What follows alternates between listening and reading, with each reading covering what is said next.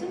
Thưa các quý vị đại biểu, khách quý, kính thưa ban giám khảo cùng toàn thể hội thi, sau đây phần thi ứng xử của đội thi xã Thạch Phàng xin phép được bắt đầu với tiểu phẩm Con không muốn lấy chồng với các diễn viên Thanh Tùng trong vai ông Báo, Hoàng Ten trong vai bà Cá, Quang Huy trong vai trưởng thôn, Hoàng Thành trong vai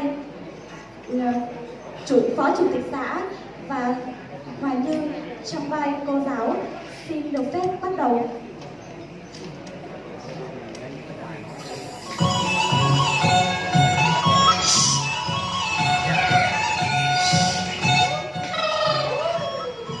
Mày về nhà với tao, có ăn nhiều vào cho nó béo. Mày đưa thằng đi người cho tao đây.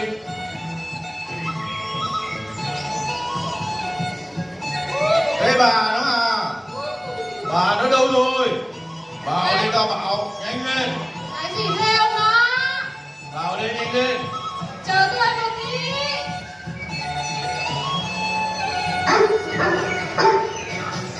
Nhanh lên nào. Cái gì thế ông đó à?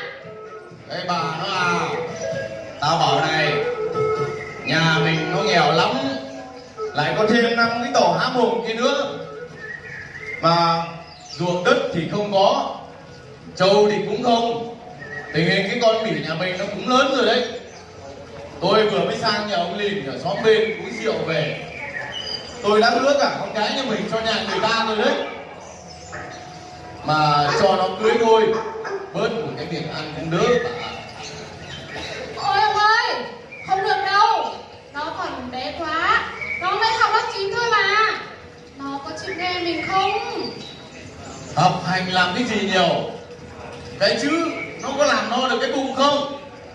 Mà hôm nay tôi cũng đã nhận lễ 10 triệu của người ta rồi đấy. Đây này, thấy không? Mà tôi vừa mới dắt con trâu đi về nữa đấy. Tới này nhà mình mới có trâu để cày đấy. Cho nó cưới thôi, tôi đã quyết rồi, cưới thôi.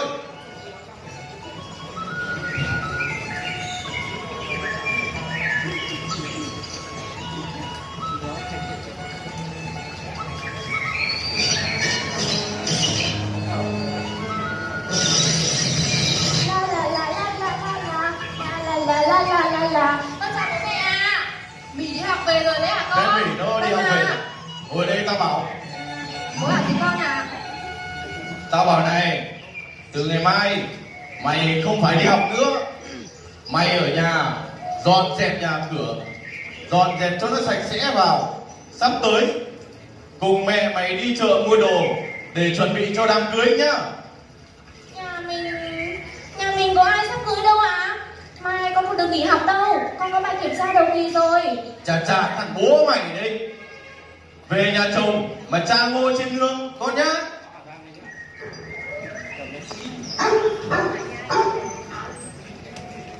Mà cưới mày thì cưới ai nữa?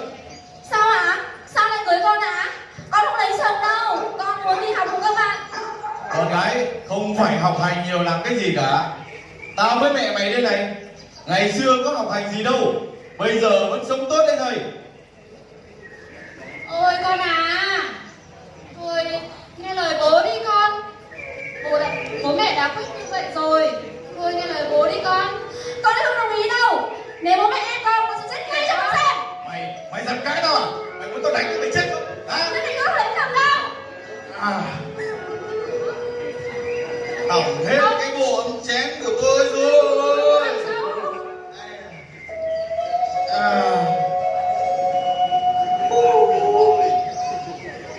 Đấy, mọi người thấy không?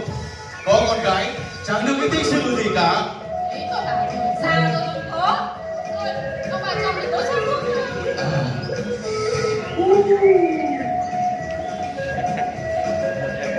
Đang đến nhà bác Báo rồi bác Sảng ơi. Ôi, đến rồi đấy cô chú. Đúng rồi à anh, nhà bác Báo ở cao quá anh nhỉ? Nhà bác Báo ơi, nhà không nhờ. Ai đây? Có việc gì không? Ơi, chú Sảnh, thôi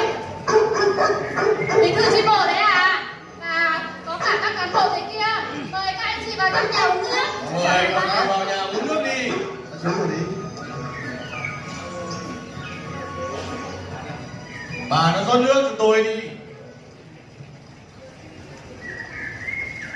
Bác cũng vào không? Thôi tôi xin phép, ta không có đi. Mời các cán bộ uống nước đi. Mời các cô chú. Thế mà chẳng mấy khi các cán bộ đến nhà chơi, bà nó vào trong kia rót cho tôi chai rượu ra đây. Mời chú. Mời cô. Ở chỗ nào đấy ông nhé? Ở cái bình to to dài dài kia kìa. Ở chỗ nào ông ơi? Nhanh lên. À đây rồi, tôi thấy rồi. Đây là rượu của ông đây. Ê, mà lâu thế. Đây, mời các cán bộ nhá. Rượu này tôi ngâm cà dê đấy. Bổ lắm. Cái này về là sướng lắm đấy nhá. Tôi ngâm được 1 tuần rồi đấy. Ui, 1 tuần bác đã uống rồi bác. Liệu có làm sao không bác ơi? Ui, ổn thôi. Không sao đâu, cứ uống đi. Tối nay về là máu lắm đấy. Đây, mời cô. Mời cô nhá. Bác cháu ra uống rồi. Để chú. Uống đi. Tối nay về là sướng lắm mà. Uống nhá.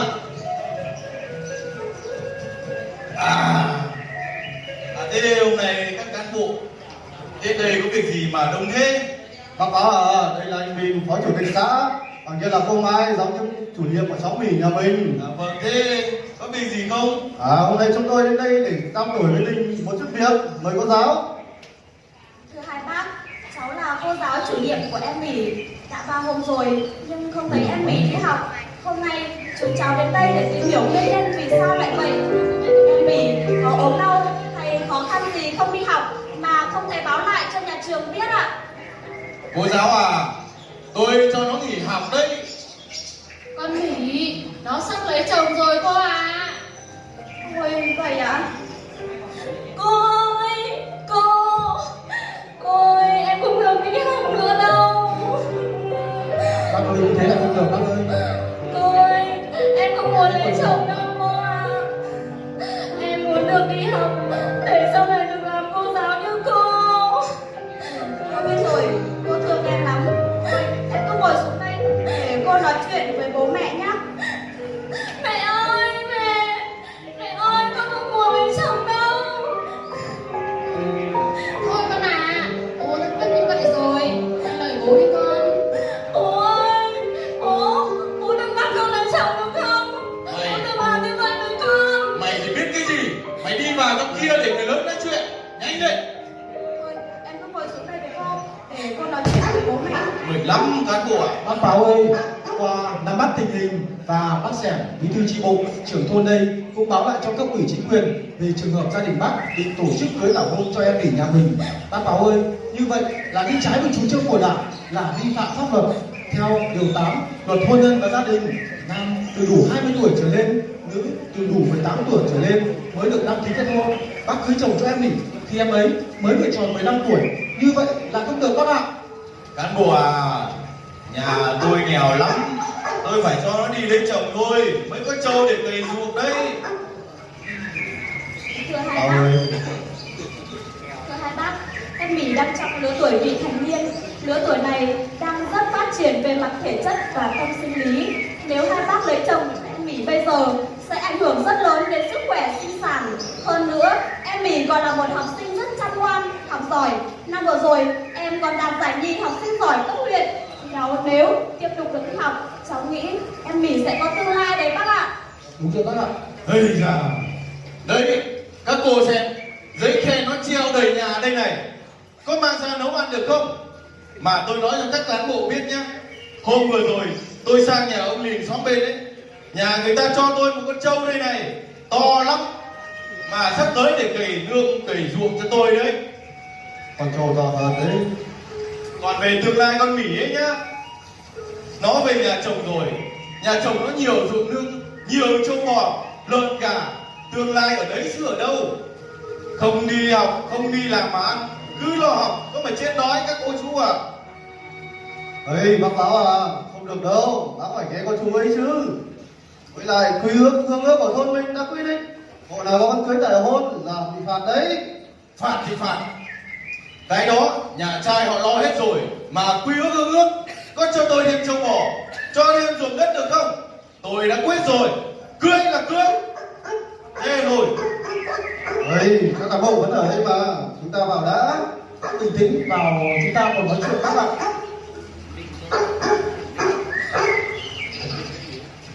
Bác Báo à, mày ở nhà không? Ai đây? Ơi, ông này đi đâu đấy nhá? Ô, chào chú bí thư chi bộ, chào mọi người nhé. Con Lệnh à?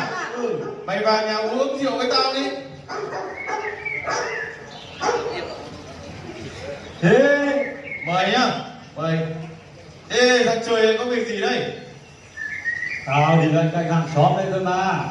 Thế nhà mình hôm nay có việc gì mà có cả cô chú trên xã xuống thế? Ơi, bác Lệnh à, bác báo chỉ vì cưới tải hôn cho con mì đấy. Ây da, tao đàm đâu đâu về cái chuyện này.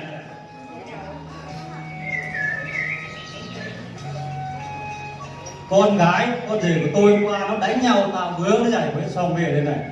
Báo à, trước đây tao có cưới tảo hôn cho con gái của tao. Con gái của tao có 15 tuổi thôi, để nó 20 tuổi, để 3 đứa con rồi.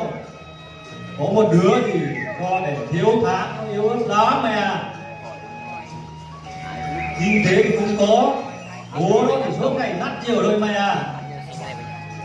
Báo à, mày cũng nên suy nghĩ lại đi, không thì khổ con mày đấy, Báo à. Tao đã hứa với người ta rồi là phải cả con gái cho họ. Không à? Bác Báo ơi, chuyện con gái bác Lệnh đây là một ví dụ điển hình cho hệ quả của việc cưới tảo hôn. Bác Báo ạ, như vậy là vi phạm pháp luật và những hệ lụy của nó gây ra là vô cùng lớn, sẽ ảnh hưởng đến sức khỏe, kinh tế và cả xã hội. Thứ nhất, về mặt sức khỏe, khi mang thai, bà mẹ sẽ bị dễ sảy thai, sinh con thiếu tháng. Còn về đứa trẻ, khi sinh ra sẽ bị dị tật bẩm sinh. Còn về mặt xã hội, sẽ ảnh hưởng đến chất lượng giáo dục và đào tạo, ảnh hưởng đến tính nghiêm minh pháp luật, đi lùi so với sự tiến bộ của xã hội. Còn về kinh tế, hai vợ chồng mới cưới sẽ không có kinh nghiệm trong làm ăn sản xuất, cho nên sẽ làm tăng gánh nặng cho gia đình. Bác Báo ạ, bác suy nghĩ lại đi. Các cô à, tao có biết mấy cái đấy đâu. Bác ạ, đặc biệt là tương lai của em Mỹ sẽ mất đi. Em ấy có tư chất thông minh, lại yếu học. Nếu học cao hơn nữa, biết đâu mai này em sẽ là cô giáo, bác sĩ ở xã ta, giúp ích cho bà con nhân dân trong xã bác ạ. Ơi, bác báo à, bác có thấy cây hoa con trồng lử ở xóm bên kia không? Nó cũng là giáo viên ở xã mình đấy. Vì được ông lử cho nó học đàng hoàng. Chồng nó cũng là giáo viên. Hôm vừa rồi chồng nó không xây cái nhà 2 tầng to tướng ở trung tâm xã kia kìa. Mày đến chính lại đi, ông báo à. Bây giờ bác Xẻm à, tao ở đây đã bao nhiêu năm rồi, tao có đi ra ngoài bao giờ đâu mà tao biết. Mà hôm nọ tao cũng đã nhận lễ của người ta rồi, tiền thì tao cũng đã lấy rồi, cả trâu bò nữa. Tao biết phải làm thế nào bây giờ. Bây giờ mà trả lễ cho họ thì xấu hổ lắm. Thôi được rồi ông báo à. Thế mai cô với ông mang xin lễ sang nhà ông liền. Trả cho người ta, chắc người ta sẽ không trách đâu. Thôi ông à, ngày mai tôi với ông sẽ mang xính lễ sang trả lại cho nhà họ và cho con bé tiếp tục đi học. Tôi thấy tội nghiệp cho con bé lắm vì nó còn trẻ quá ông à. Ây da.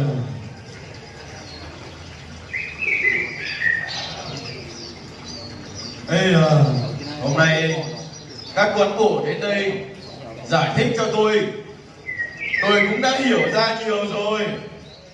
Thế bà nó à, ngày mai tôi với bà cùng bác trưởng thôn bí thư chi bộ đến nhà ông Đình để trả lễ cho người ta, hủy cái đám cưới này đi nhá. Đúng rồi bác ạ. Đúng rồi đấy. Ông nói thế là đúng rồi đấy. Mai tôi sẽ cùng ông mang lễ sang trả cho nhà họ. Mà cái con mỉ nó về đây cô bảo từ mai mày tiếp tục đi học nhá, Vâng ạ. chịu khó học hành cho nó tốt, sau này còn giúp đỡ gia đình, giúp ích cho xã hội, nghe rõ chưa? Tôi nghe rõ rồi ạ. Tôi cảm ơn bố. Thế bây giờ tất cả mọi người chúng ta cùng nhau uống một chén rượu. Cảm ơn các cán bộ. Chúc mừng Cảm gia ơn đình. mọi người nhé. Chúc mừng gia đình. Chúc mừng gia đình khác nhá. Không muốn được đâu. Quý vị đại biểu khách quý, kính thưa ban giám khảo cùng toàn thể hội thi, trong những năm qua thực hiện các chủ trương, đường lối của Đảng, Chào gia đình khác chính sách nhá. pháp luật của nhà nước về phát triển kinh tế xã hội, chăm lo đời sống vật chất tinh thần cho nhân dân xã Thiện Phàm đã được các cấp, các ngành quan tâm chỉ đạo và đạt được nhiều kết quả quan trọng. Tuy nhiên, bên cạnh đó, tình trạng tảo hôn trên địa bàn xã Thiện Phàm vẫn còn xảy ra. Trước tình hình đó, các cấp ủy, đảng, chính quyền xã Thiện Phàm đã tăng cường công tác lãnh đạo, chỉ đạo, tăng cường công tác quản lý, đồng thời công tác tuyên truyền vận động cũng được thực hiện thường xuyên và liên tục.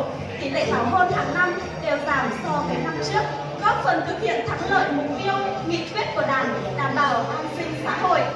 Kính thưa toàn thể quý vị, tiếp vở kịch Con không muốn lấy chồng với thông điệp Lần chuyên nói không